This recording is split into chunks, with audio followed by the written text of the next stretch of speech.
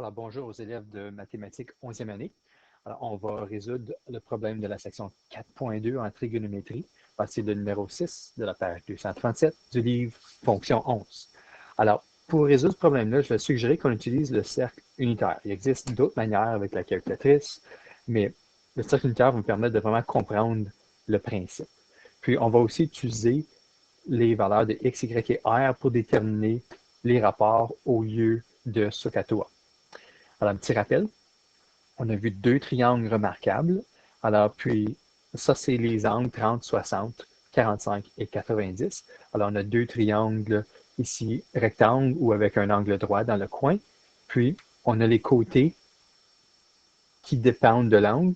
Puis, ce qui est important, c'est que l'hypoténuse a une longueur de 1. Alors, l'hypoténuse dans un cercle unitaire, ça correspond à un rayon. Imaginez comme l'aiguille d'une montre ou d'une horloge qui tourne. Sauf qu'on avait vu dans la première section qu'en mathématiques, le 0 degré est à droite, puis lorsqu'on monte, c'est positif. Donc, l'aiguille tourne dans le sens, on appelle ça anti-horaire, qui est le contraire d'une horloge. Le numéro 6, A, demande de faire moins 45 degrés. Alors ici, j'ai dessiné négatif 45 degrés, puis je vais remonter un peu qu'on puisse voir mes triangles remarquables, puis on va voir ici que 45 degrés existe juste là. Donc, je vais placer ce triangle-là pour que la longueur de 1 devienne le côté terminal. Alors, je vais choisir une couleur qui est différente. Puis, ça va être la manière que je place mon triangle. Puis, je vais copier les dimensions. Alors, il y a un rayon de 1, puis la valeur de x, c'est racine 2 sur 2.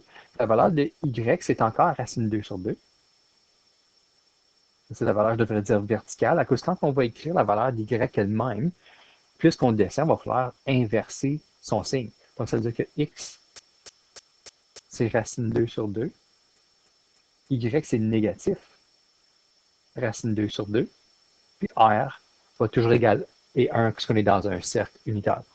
Alors maintenant, qu'est-ce qu'on va faire? C'est qu'on va utiliser les équations pour les trois rapports. Alors là, je vais remonter 2 secondes. Alors, les trois équations sont ici. Sinus, c'est toujours y sur r. Cosinus, toujours x sur r. Puis tangente, c'est toujours y sur x. Donc, tout ce qu'on fait, c'est qu'on copie les valeurs au bon endroit. Alors, sin et cos, c'est divisé par r, divisé par 1, ça ne change rien. Donc, c'est vraiment sin de l'angle égale juste y. Donc, ça, c'est négatif racine 2 sur 2. Cosinus est positif, racine 2 sur 2. Alors, pour tangente, on a deux nombres pareils, comme qui est racine 2 sur 2, mais il y en a un qui est négatif. Quand on divise ça ensemble, ça va être moins 1. Ça, c'est la fin pour A. Pour B, maintenant, ici, il y en a 120, négatif.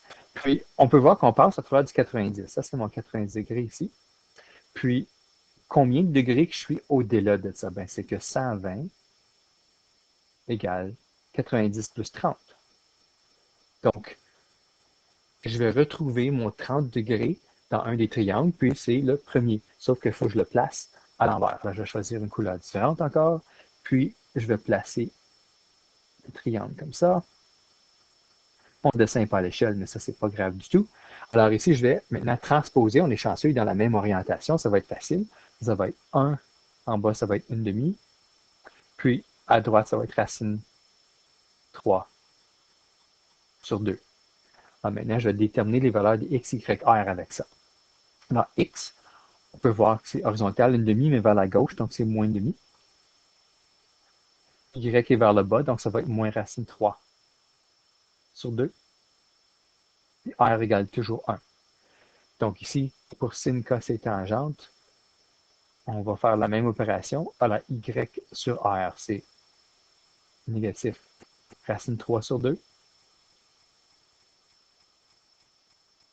Négatif 1/2, ça va de x, divisé par 1, ça ne change pas. Ensuite, le dernier est un peu plus compliqué, il faut utiliser un petit peu de fraction.